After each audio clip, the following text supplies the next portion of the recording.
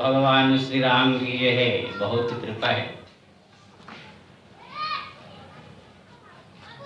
यहाँ पर जो है बहुत दिन से भगवान की लीला कथाएं सब चर्चा हो रही है। आप लोग प्रतिदिन पधार करके सुन रहे हैं, इसीलिए आप लोग को धन्यवाद है। कल क्या बताया था? राम नाम की महिमा की प्रसंग चल रहा है। ये भी 7-8 दिन हो गया है। राम नाम की अनंत महिमा है। कल ये है सुना किस प्रकार से राम का नाम जो है राम से भी बड़ा है। आज सुन करके आप लोग को जो है राम का दर्शन की इच्छा छोड़ करके अब राम का नाम के पीछे पड़े होंगे, तो ज्यादा जपे होंगे, है कि नहीं? आज ये है गोस्वामी तुलसीदास जी कह रहे हैं राम का नाम यानी भगवान का नाम कली युग में ज्यादा फल देने वाला। ऐसे कोई भी युग में भगवान का नाम जपी फल मिलता है, लेकिन कली युग में ज्यादा फायदा देने वाला है। श्री राम श्री राम श्री राम। क्योंकि ना कली युग अधर्म युग है, चारों तरफ पाप ही पाप। सब लोग पाप में लिप्त है, कोई हरिनाम जपने के लिए किसी को फुर्सत नहीं। सब नाती पुतांग के चक्कर में, कोई है कोई बहू के चक्कर में, कोई धन के चक्कर में, कोई दुकानदार के चक्कर में, कोई पड़ोस से झगड़ने के चक्कर में, कोई बहू से झगड़ने के चक्कर में, तरह तरह के सब जो है लगे हैं हरिनाम जपने काम। यानी ये संसार में भगवान का नाम जपने वाले बहुत कम है। आज जो चीज बाजार में कम हो जाता है उसका कीमत बढ़ जाता है। बाजार में भी नोटबंदी के कारण नोट कम हो गया था, इसलिए नोट का बड़ा भाव बढ़ गया था, है कि नहीं? लोग 1-1 लाख रुपया दे करके 50-60 हजार ले रहे थे।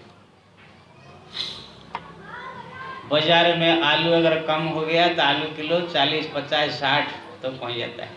प्याज किलो भी मिल रहा है 10 रुपया, कभी कभी 80, 90, है ना? सोना आज से कुछ साल पहले 5,000 था, अभी हो गया 30,000। ऐसे ही सत्य युग में सब ज्यादा भजन करने वाले, सब घर घर में भजन, घर घर में जपने वाले, घर घर में भक्ति करने वाले, हर एक गांव में, हर एक गलियों में। इसलिए वहां पर कोई वैल्यू नहीं, इतना वैल्यू नहीं रहता है। वहां पर ये है जो बहुत दिन रात लगे रह करके जो सुपर निकलेगा उसको ही थोड़ा सा मान्यता होती है। श्री राम श्री राम श्री राम श्री राम श्री राम श्री राम श्री राम। जैसे पहले कथाकारों का बड़ा वैल्यू था, गिने चुने कहीं कहीं साधु संत कथा करते थे। ये भी कुकुरमत्ता की तरह गली गली गली गली गांव गांव सब कथाकार निकले गए, इसलिए वैल्यू कम हो गया। अभी तो 5-5 हजार 10-10 हजार रुपये लेके पहुंच जाते हैं कथा कर। हरि नारायण। तो पहले सत्य युग में लोग जो है भजन भक्ति बहुत करते थे, इसलिए कोई अगर थोड़ा माला जप लिया, थोड़ा ध्यान कर लिया तो उसको कोई इतना बड़ा नहीं मानता था, उसका वैल्यू भी कम। लेकिन कलयुग में यह है कहीं एक मिलेगा माला जपने वाला, भक्ति करने वाला। इसीलिए जो थोड़ा मोड़ा भी कर रहा है उसकी महिमा ज्यादा है। समझ में आ रहा है?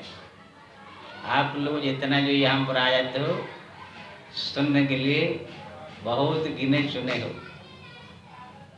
इसी नगर में कम से कम 20,000 आदमी होंगे, है कि नहीं? अब 20,000 आदमी में गिने चुने 100-150 आदमी आए हैं।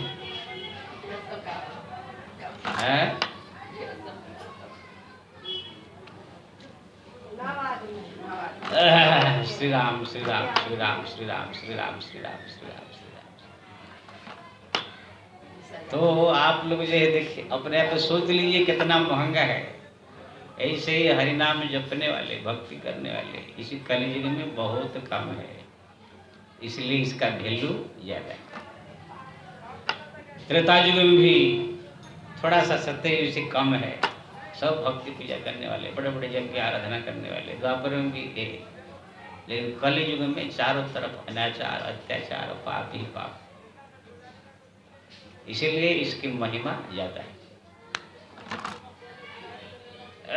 श्री राम श्री राम श्री राम श्री राम श्री राम श्री राम।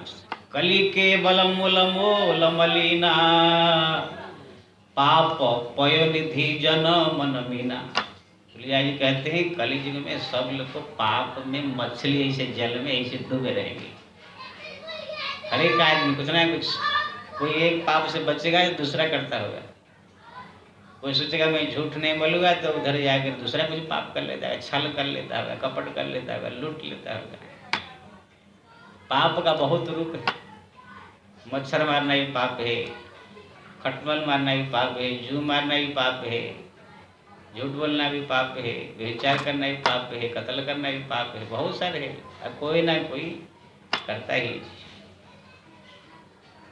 हमारे तो शास्त्र में लिखा है पंचसुना गृहस्थस्यम पंचजज्ञात प्रणशति खंडने पेशनि चुल्ली उद्दकुंभी मार्जनी। संसारिक प्राणियों का 5 प्रकार से अनजान से पाप हो जाता है। झाड़ू मारते समय कितने कीड़े मर जाते हैं, चलते समय पैर के नीचे कितने दब जाते हैं, रसोई बनाते समय जल गर्म करते हैं उसमें मर जाते हैं, उसमें जब आग जलता है तो उसमें कितने कीड़े मकोड़े सब जाके गिर जाते हैं। चक्की पीसते समय, झाड़ू मारते समय, घर सफाई के समय कितने कीड़े मकोड़े मारना पड़ता है। अब मच्छर में तो भगाना ही पड़ता है जो आ जाए। ये सब भी पाप है, शास्त्र में लिखा है। पंचम स्कंद भागवत के अंतिम में नरक वर्णन है।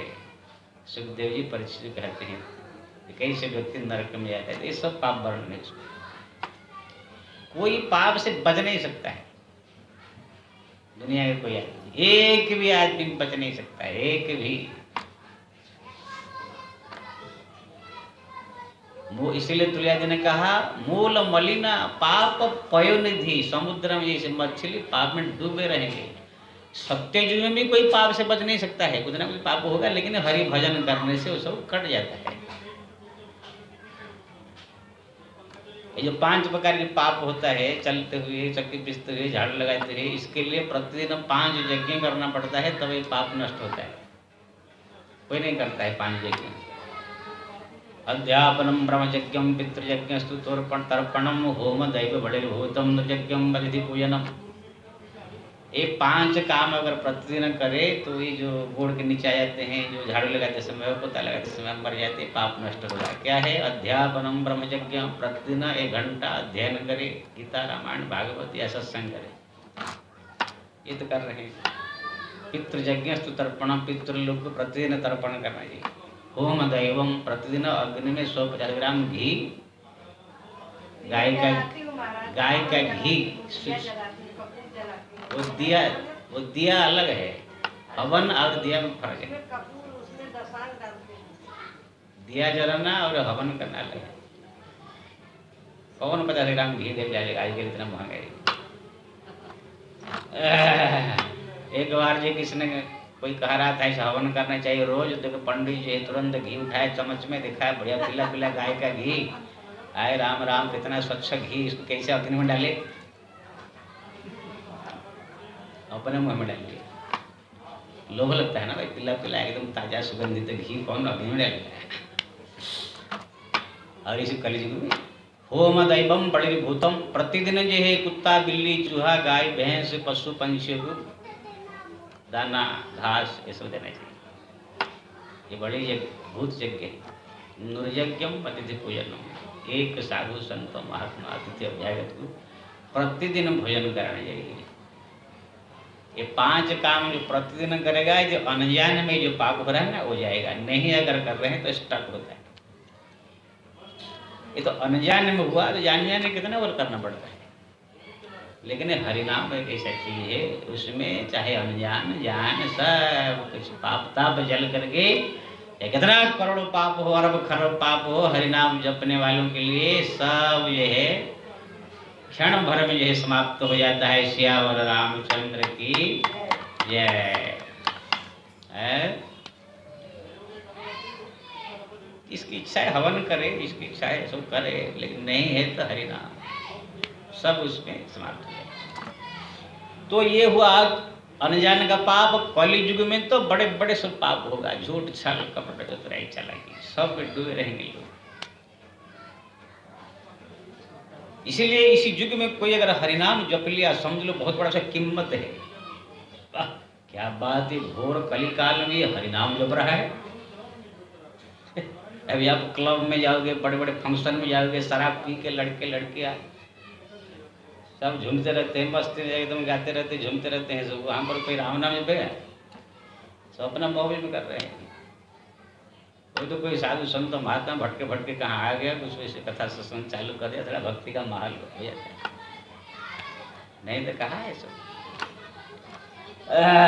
श्री राम श्री राम श्री राम श्री राम श्री राम श्री राम। तो इसी प्रकार से जो है कलियुग जो है भयंकर युग है और चारों तरफ पाप ही पाप है। इसलिए तुलसीदास जी ने कहा कि इस युग में हरि का नाम जो है सबसे बढ़िया सहज सरल साधन है। इसको ज़्यादा से ज़्यादा जप करें। आइए कि चौपाई गाए, फिर आगे उसके विषय विशेष चर्चा करेंगे।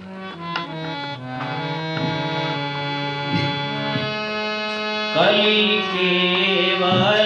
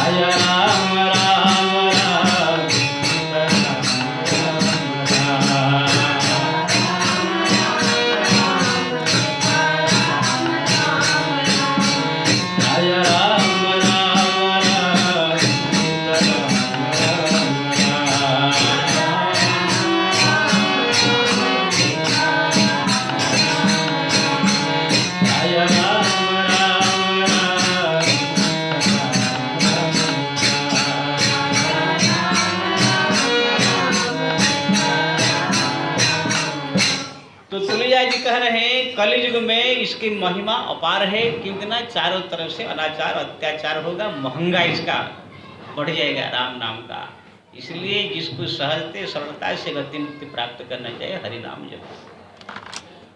अब कलियुग में जो है क्या क्या होगा ये सब भी वर्णन है। घोर कलियुग जो है जब आएगा, किस प्रकार से लोग को पाप में सब लिप्त हो जाएंगे, कोई जो है आदमी बच नहीं सकता है। वर्णाश्रम नहीं आश्रमचारी, श्रुति विरुद्ध रत सब नर नारी। ब्राह्मण क्षत्रिय वैश्य शूद्र, ये 4 प्रकार का धर्म है। एक ही में कोई धर्म पालन नहीं कर सकता है। ब्राह्मण एक धर्म है, कोई नियम से पाल नहीं सकता है। ब्राह्मण के कितने नियम है, विद्या पढ़ना, यज्ञ करना, दान लेना, दान देना, हरदम पूजा पाठ 4 वेद का अध्ययन करके हर भक्ति रहने कहाँ भी कह कोई गिने चुने है, बाकी सब नौकरी धंधा चाकरी सब कर रहे हैं। ब्राह्मण क्षत्रिय जो है अपना युद्ध विद्या कहाँ, वो भी वाणिज्य व्यवसाय धंधा पानी सब करने लगे। वैश्य लोग भी अपना धर्म त्याग करके छोटे मोटे सब नौकरी नाला सफाई शूद्र का काम करने लगे। शूद्र लोग भी जो है अपना धर्म त्याग करके कोई सेना में भर क्षेत्रीय का काम कर रहा है, कोई वैश्य का काम कर रहा है। यानी सब अपना, कोई व्यक्ति अपना एकदम धर्म में नहीं, जो जाति वाला जो धर्म करना चाहिए, कोई है गिने चुने। श्रुति विरोध रहता सब नर नारी, सब वेद शास्त्र पुराण के खिलाफ ही चल रहे हैं, चलेंगे मतलब, लेकिन डरने का नहीं। राम नाम है, घबरा मत, ये सब वर्ण हो रहा है मतलब ऐसे ऐसे कलयुग में होगा, लेकिन डरने की जरूरत नहीं है। भूषण जी कह रहे हैं ऐसे भयंकर युग में भी केवल हरिनाम अगर है पास में तो भी ऐसे अधर्मी पापी लोग भी मुक्त हो जाएंगे, लेकिन कैसे कलयुग में होंगे वो सब वर्णन कर रहे हैं। मिथ्यार सोई जो कहूँ, मार्ग सोई जा कहूँ, जोई भावा, पंडित सोई जो गाल बजावा। जिसको जो पसंद आ गया वो मार्ग में चलेंगे। कोई वेद शास्त्र पुराण का है ना जो निकला है, सब क्या क्या सुन रहे ने, ब्रह्म कुमारी, निरंकारी, शिव चर्चा, अरे क्या क्या पंथ नहीं सब निकला है, सब मनमानी सब पंथ निकलेगा, सब जो वेद शास्त्र पुराण में है नहीं सब इसमें चलेंगे, सब लोग चल रहे सब हैं। सोई सयान जो पर धनहारी, जो कर दम्भ सो बड़ी आचारी। संसार में हर एक आदमी बड़ा बुद्धिमान उसको कहेंगे जो पर धन को बढ़िया चालाकी से अपना बना ले। जैसे कोई आदमी दूसरे को ठग करके, कोई चालाकी करके, अगर 10,000 जहाँ पर फायदा होना था, कोई चालाकी से बुद्धि लगाया 20,000 आ गया, यानी उसका माल अपन पास आ गया ना। जैसे आपने साग का बंडल लाया 100 रुपया दे करके, लेकिन उसको चालाकी से जो है 400-500 रुपया कर लिया, थोड़ा उसको एक बंडल को 2-3 करके बांध के कुछ करके ही, तब सोचेंगे कि घर वाले क्या सोचेंगे, बड़ा बुद्धिमान है, बहुत चालाक, 100 रुपया का माल को 400 रुपया बना दिया, बहुत बुद्धिमान है, ये कहेंगे ना। सुनो ऐसे ही जो है कोई भी चीज़, मतलब कोई नौकरी करने के लिए गया, धंधा करने गया, अगर 100 रुपये का माल को 500-700-800 हज़ार रुपया करके ले आए तो वाह बड़ा बुद्धिमान लोग कहेंगे। जबकि 100 रुपये का माल में ज़्यादा से ज़्यादा 110-120 रुपये लेके आने चाहिए था, लेकिन 100 रुपये का माल में 500 रुपया लेके आया। घर वाले क्या कहेंगे, पिताजी बड़ा बुद्धिमान है। यानी जो जिसको जितना ठग सकता है, जितना इसको लूट सकता है, जिसको जितना जो है बेवकूफ़ बना करके पैसा कमा ले, उसको बुद्धिमान लोग कहेंगे, कहने रहे। आजकल जो आदमी जितना चालाकी करके पैसा कमा कर इकट्ठा कर लिया, घर बना, बड़ा बुद्धिमान, बहुत चालाक, समझदार लोग कहते हैं। पहले जमाने में अरे बाबा रे बाबा, कहीं 1 रुपया किसका अपने पास में ज़्यादा न आ जाए, किसका संपत्ति अपने पास में आए, ऐसे डरते थे, झगड़ जाते थे पूरा। ऐसे कहानियाँ तो है। जब युधिष्ठिर महाराज भगवान कृष्ण जब थे, कलयुग में आया था, तो उनके राज्य में एक आदमी ने दूसरे को जमीन बेचा, किसान दूसरे किसान की जमीन बेचा। जिसको बेचा वो आदमी जब खेती कर रहा था, सोने का घड़ा निकला भरा हुआ। अब वो सोचा कि खेती में ही खरीदा था, सोना तो नहीं खरीदा था, इसका मतलब सोने का घड़ा उसका होना चाहिए। वो ले करके पहुँचा उसके पास, लो भाई, अरे मैं क्यों लेगा, तुमको बेच दिया, जो निकले उसमें तुम्हारा है। अरे नहीं तुम्हारा, मैं पाप भागी नहीं होगा। अब ये कह रहा है कि सोना घड़ा तुम्हारा है, वो बोल रहा है नहीं सोने का घड़ा तुम्हारा, झगड़ गए दोनों। युधिष्ठिर महाराज के दरबार में पहुँचे तो सोचे कि यार किसका कैसे वर्णन करिए, इसका जमीन ही था लेकिन उसको बेच दिया, बेचने के बाद निकला तो उसका होना चाहिए, लेकिन वो बोल रहा है कि मैं तो जमीन खरीदा हूँ, सोने का घड़ा थोड़ी खरीदा हूँ, इसे तुम्हारा है। समझ में आ रहा है। वो कोर्ट में वो स्थगित रहा, बोला कि 6 महीना के बाद आइए, इसका निर्णय जो है बहुत विचार करना पड़ेगा। 6 महीने के अंदर भगवान कृष्ण चले गए स्वधाम, कलयुग आ गया। कलयुग आते ही वो आदमी के मन में ये भाव आया, अरे मैं कितना बेवकूफ हूँ, मेरा जमीन था, मैं तो खाली जमीन बेचा था, सोना घड़ा तो मेरा ही था, तो दे रहा था, मैं क्यों लिया नहीं। उधर वो सोच रहा है मैं भी कितना बेवकूफ हूँ, मैं तो खरीद लिया था, जमीन मेरा है और जो कुछ मिले मेरा है, तो मैं कैसे देने के लिए गया था। कितना परिवर्तन है।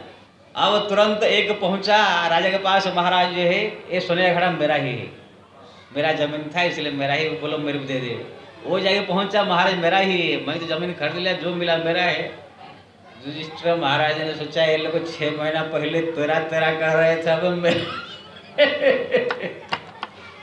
कितना परिवर्तन देखिए। तब युधिष्ठिर महाराज सुना ऐसे क्यों हुआ, तो समझ गए कि कुछ घटना तो घटी है। तब तक समाचार आ गया भगवान कृष्ण गए, कलियुग आ गया। कलियुग आने से लोगों का वृत्तियां ऐसे बदल गए। युधिष्ठिर महाराज ने सोचा अभी कैसे निर्णय होगा, तो कहा कि तुम्हारा लड़की तुम्हारा लड़का दोनों का शादी करा दिया जाए, दोनों घड़ा सोने का ये दोनों भी दे दिया।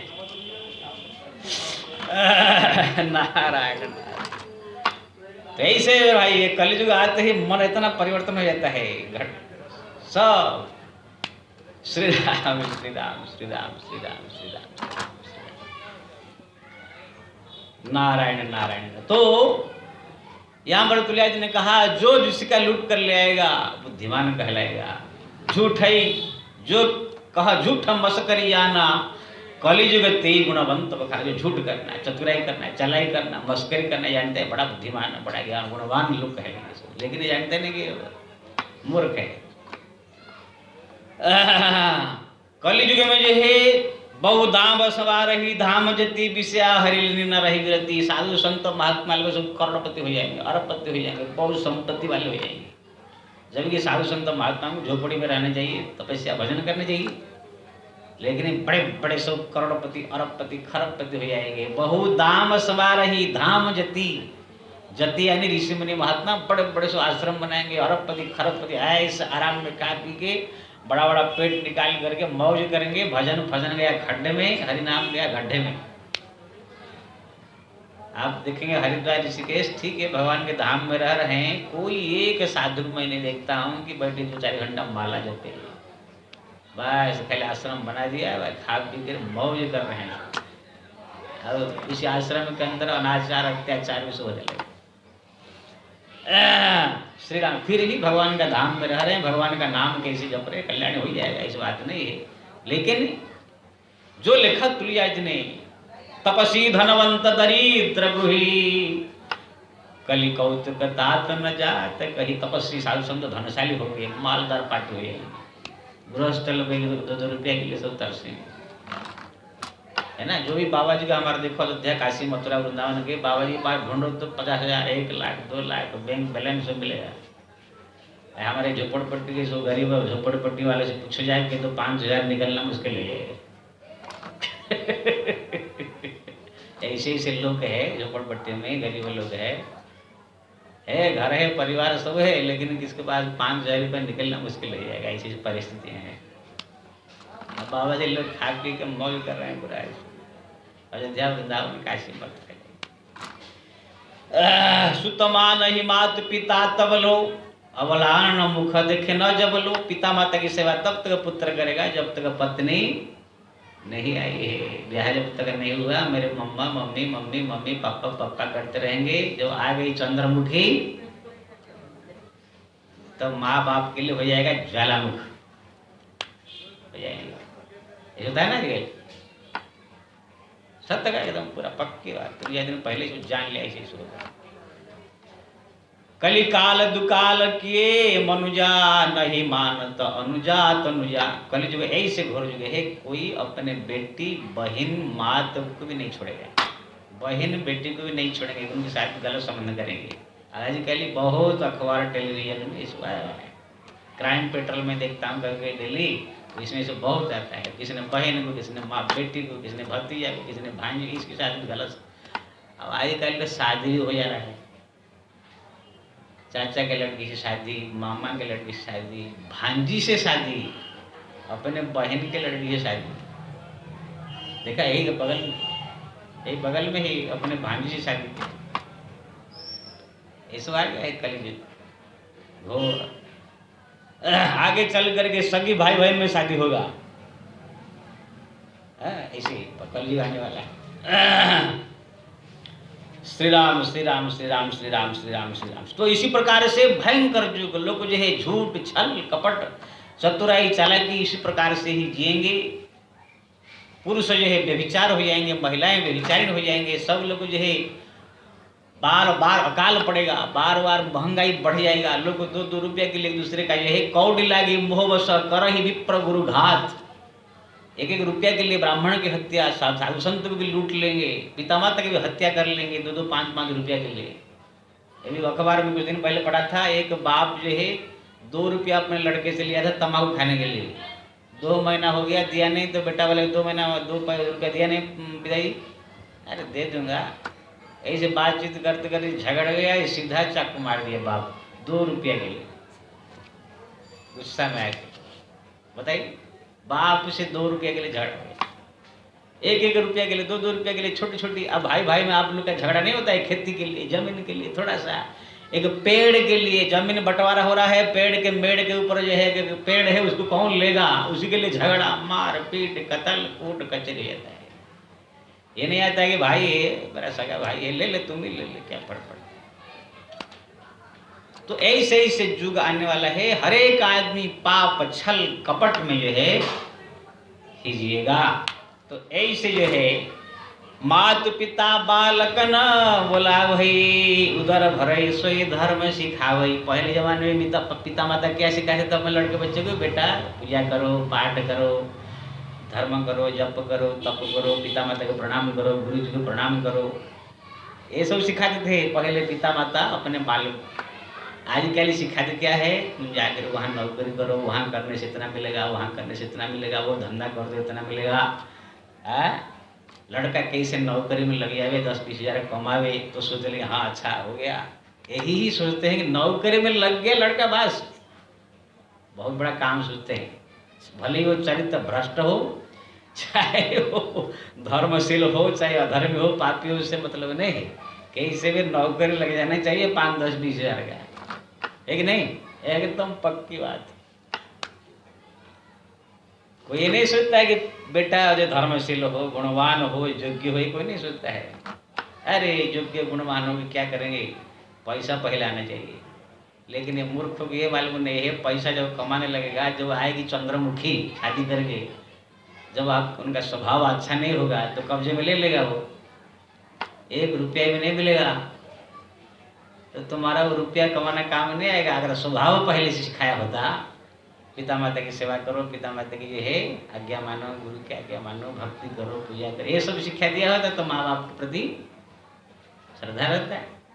लोग संस्कार शिक्षा नहीं देते हैं, बस कैसे कमा करे, बस पैसा धंधा करे, बिजनेस करे, तो करता है। जब मालदारा पार्टी हो जाता है, पत्नी लेकर अलग से अपना धुनी जमाता है। 2 सहेली थी, दोनों सहेली के 2 लड़का। एक सहेली अपने लड़का को जो है भक्ति सिखाया, प्रतिदिन मंदिर ले जाती थी, पूजा करवाती थी, उनसे पिता माता को प्रणाम, गुरु को प्रणाम, बड़ों को प्रणाम, ये शिक्षा देती थी। ज्ञान की बातें, भक्ति की बातें, ध्रुव प्रहलाद की चरित्र सुनाती थी। एक जो है सहेली अपने लड़का को MA BA DA CA MBA CA क्या नहीं करते हैं, सब वो पढ़ाती गई। आज इतना पढ़ता गया, इतना अहंकार आता गया, इतना उसको जो है ये आ गया, दोनों का शादी हो गया। उसको जो है 40,000 पगार, जो पढ़ा लिखा और पैसा वाला। पहले कुछ तो माँ बाप को सेवा किया, जो विवाह हो गया, विवाह होने के बाद जो है जो विवाह करके आई वो भी MA BA वाली, दोनों पढ़े लिखे हैं, अलग से अपना आप धुन रमाए, शहर में चले गए, वहाँ अपना रूम लेकर रह रहे हैं। कोई मतलब नहीं माँ से बाप से। कुछ दिन के बाद जो है माँ बाप टेलीफोन करेंगे, पैसा चाहिए थोड़ा, ये ना पैसा कहाँ से आएगा, ये नहीं पैसा आगे है ना, वो रोक देगी। जब दोनों सहेली एक दिन मिले, बोले तुम्हारा लड़का क्या करता है? ना मेरा लड़का तो 40,000 कमाता है, MBA ये है, क्या क्या बताया, बहू भी ऐसे है, लेकिन दोनों जो है अलग रहते हैं, हमको न पूछते हैं ना कुछ है। तुम्हारा लड़का? ना मेरा लड़का ज़्यादा नहीं 5,000 कमाता है, लेकिन बड़ा ही गुणवान है, सुशील है, सुबह उठ कर मेरे को प्रणाम करता है, पिता को उनका प्रणाम करता है। कोई काम दाम हो तो पूछता है, रात में चरण दबाता है। बहू भी ये है, उनके कंट्रोल में रखती है। दोनों बहू भी बहुत सेवा करती है। दोनों जो है बहू बेटे एकदम हम दोनों का सेवा करते हैं। जो भी पगार 5-7 हज़ार मिलता है ला कर मेरे हाथ में देता है, मैं ही सब संभालता हूँ। बड़ा शांति है, बड़ा सकून है, मैं तो धन्य हो गई। 40,000 वाली परेशान है, 1 रुपया मिल नहीं रहा है। मैं भी चश्मा पहन के बहू आई हाय करके, जो कपड़े नहीं बैग लेकर के सिगरेट पीने वाली ऐसे करके जो हाय हो हाय करने वाले आई तो क्या सेवा करेगी। ऐसे तो बहुत लोग सोचते हैं कि गोड़ सुना सासू को, जो हाई फाई वाली बहू नहीं आती है, पढ़े लिखे में बीए वाली, बैग लटका करके हाय करके घूमती है। ये सबको बोले सास का गोड़ छुए तो बड़ा खराब लगता है, थोड़ा भले छू दे वैसे, ऐसे लाग करके ऐसे करके छुए।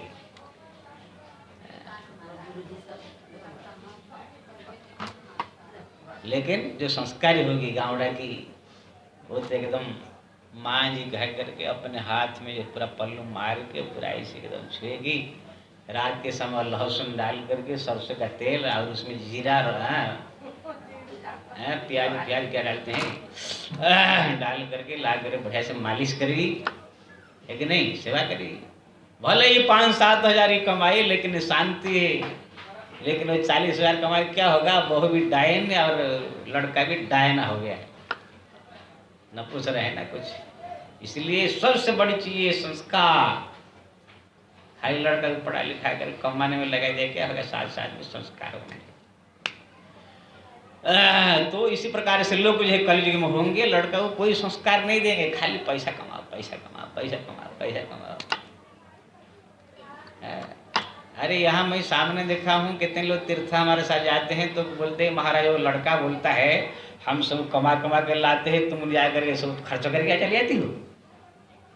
ऐसे मेरे पास कितने आते हैं, ये जो यात्रा में जाने वाले, वहाँ गई 10,000 खर्च कर दिया, वहाँ गई 5,000 खर्च कर दिया, 100 खर्च करती रहती हो, ऐसे बोलते मेरे को आकर के। बताओ, अभी अभी नए नए है, पैदा भी नहीं हुआ ठीक से, अभी शादी हुआ 1 साल हुआ नहीं है, अब वो हिसाब लेने लगा है।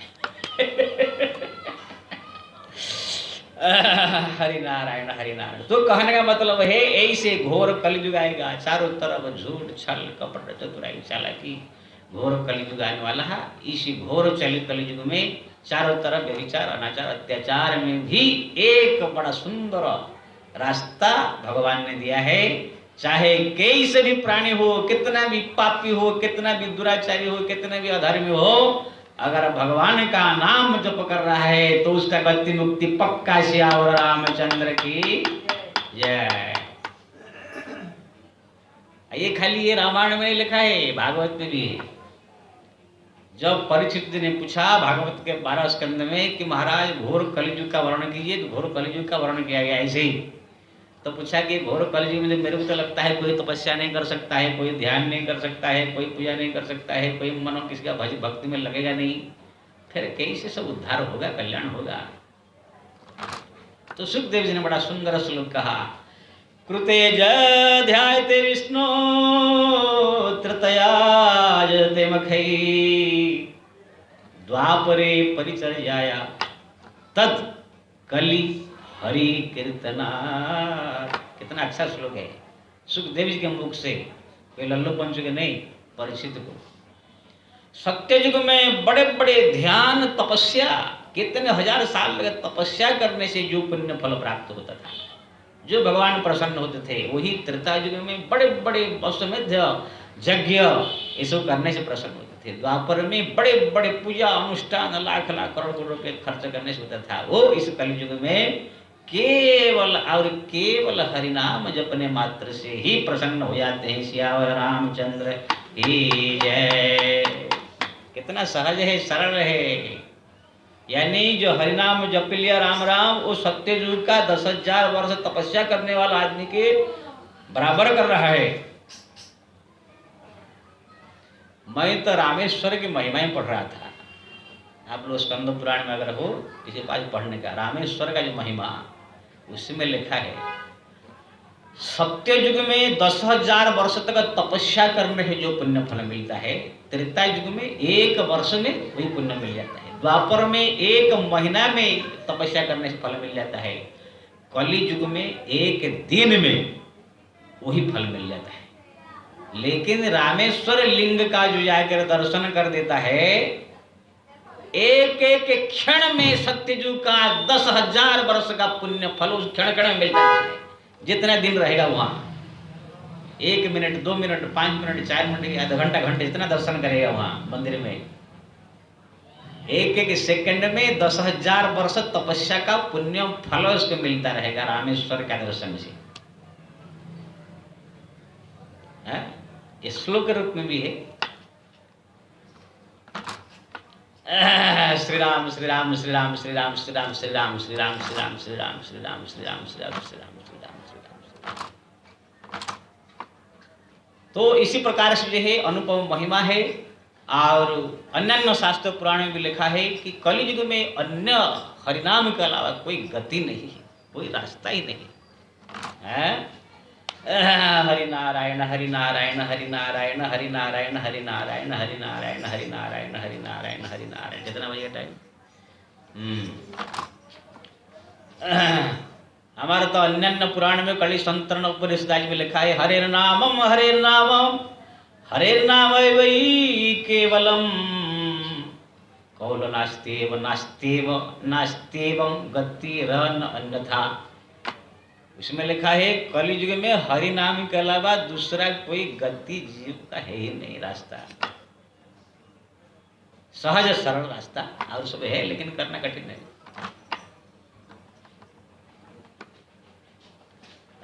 नारायण नारायण नारायण नारायण। एक बार जो है, आइए थोड़ा सा एक पद गा देते हैं, क्या बोलते हैं चौपाई, फिर आप लोग एक सब फिर सुनाएंगे। कितना बजे टाइम हो गया?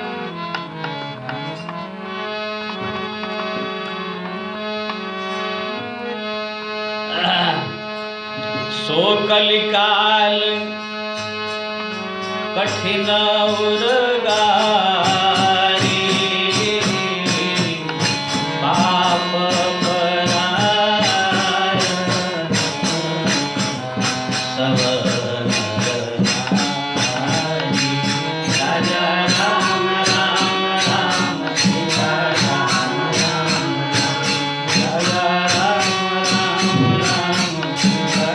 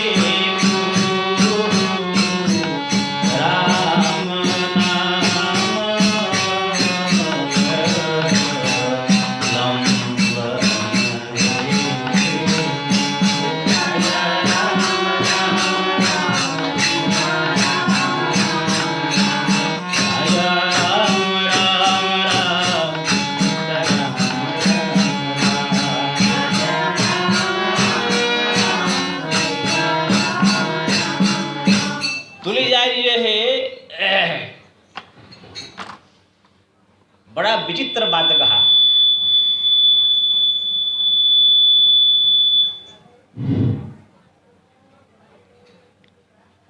हमारा शास्त्र में बड़े बड़े वक्ताओं के मुख से आपसे सुने होंगे, अब मेरे को लगता है इस समय जितने हमारा भारतवर्ष में विद्वान हैं सबसे बड़े उच्च कोटि के जो विद्वान है, मैं समझता हूँ जगत गुरु कृपाल जी महाराज, तो समस्त वेद शास्त्र पुराण भी जो है बड़ा अच्छा अध्ययन किया है।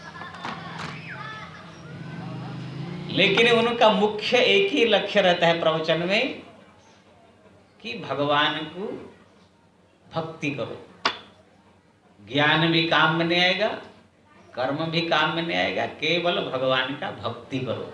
भक्ति यानी रात दिन भगवान को याद करो, उनके लिए तड़पो, उनके लिए रो, उनके लिए प्रार्थना करो। जैसे कोई वियोग में कोई व्यक्ति, प्यारा व्यक्ति छूट गया है, उसके वियोग में जैसे तड़पता है, ऐसे जब भगवान के लिए रोगे, तड़पोगे, तब जाकर भगवान की कृपा होगा, भगवान मिलेंगे। ये उनका अंतिम जो है प्रवचन का सार है। लेकिन तुलसीदास जी ने काट दिया इनको। तुलसीदास जी कह रहे नहीं कलि कर्म न भगति विवेकु राम नाम अवलंबन एकु। एक कलियुग में ना कर्म काम आएगा, ना ज्ञान काम आएगा। एक कर्म कोई कर सकता है, ना कोई ज्ञान किसके पास ठीक से होगा, ना कोई भक्ति कर सकता है। अच्छा ये बताइए, आप सब इतने दिन से सुन रहे हैं और इतने लोग भी कथा प्रवचन सुन रहे हैं, क्या कोई भगवान के सामने बैठ करके रो करके तड़प करके पुकार सकता है क्या प्रतिदिन?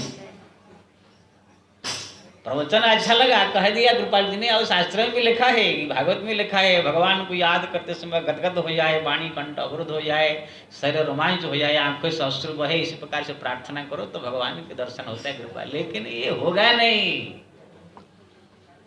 इसलिए तुलसीदास जी ने कट कर दिया। ये खाली भ्रम में मत रहो कि यही से कह दिया तो भाई सब लोग करने लगे, हो गया। वही काम करो जो कर सकते हो। ये भी कह दिया मैं तुम लोग भगवान के सामने जाके रो तड़प कर गिड़गिड़ाओ प्रार्थना करो, क्या आप जाके गिड़गिड़ा के प्रार्थना कर लोगे? जाओगे थोड़ा सा ऐसे करोगे, थोड़ा मुँह सुखा करके, थोड़ा आंखें ऐसे ऐसे करके, लेकिन आंसू ना निकलेगा, ना कोई भाव जगेगा, ना कुछ नहीं है। एक बार हमारे जो ठाकुराई ने मर गई ना, बच्चा सिंह औरत, उनके बहू में कुछ पड़ोसी वाले झगड़ा होता था। बोला हमारे बहुत ही मन का माता इसे प्रार्थना करो, कृपा करे तो हो जाएगा। तो जा करके वहाँ ऐसे मुँह करके माँ कृपा करना, ऐसे कर रहे थे, आंसू निकले थोड़ा सा। मैंने कहा कुछ हो रहा है ना? आंसू गुरुजी निकल नहीं रहा है, कितना प्रयास कर रहा है। तो कहाँ से निकलेगा? अंदर में कुछ है नहीं तो ये थोड़ी होगा, कोई भी नहीं कर सकता है। अरे उसी प्रकार दुख संकट मुसीबत आएगा, ऐसे भाव कभी कभी जग जाता है ऐसे। अब बोल देंगे प्रवचन में कि आप लोग भगवान को पुकारो, रो, प्रार्थना करो उनके लिए, ठीक है, अच्छा कहने में अच्छा लगता है, लेकिन कोई एक भी नहीं कर सकता है। ये अपने आप भाव जगता है कब? जब हम राम राम राम राम राम राम दिन रात जपेंगे, जपते जपते जपते जपते भगवान की कृपा होगी। अनन्य पूजा पाठ के साथ साथ जब भक्ति भजन करेंगे, भगवान की कृपा होगी। भगवान की कृपा से ये सब भावनाएं आती है।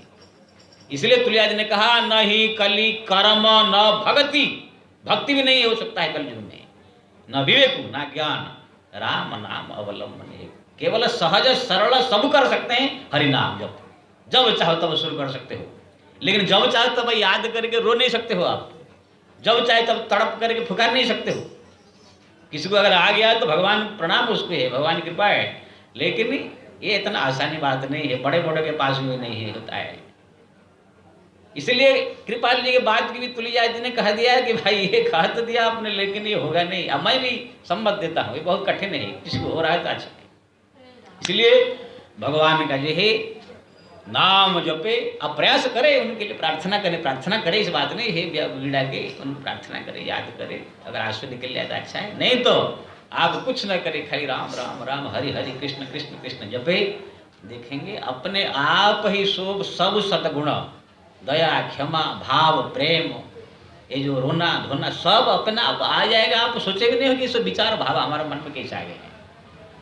जैसे आपके पास कभी जाकर सब्जी के लाते हैं, कभी जाकर सोना के तोला लाते हैं, कभी ये लाते हैं पैसा कमा के, लेकिन एक हीरा आपके पास आ गया कोहिनूर रुपया 1000 करोड़ की, तो फिर आपको क्या टेंशन है? उसको थोड़ा सा काट कर बेच दो तो अपना आप माल पानी सब आ गया, समझ लो तुम्हारे घर में, खाली 9 को भेजना ही रह जाएगा।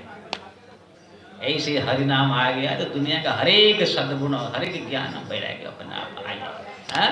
इसलिए हरि नाम जो है हरदम जपते रहने का। आइए 2 मिनट हरि नाम जपे, उसके बाद कल जो है भगवत नाम का जो है फेरे कुछ थोड़ा वर्णन करेंगे। 2 मिनट कीर्तन। राम कृष्ण हरि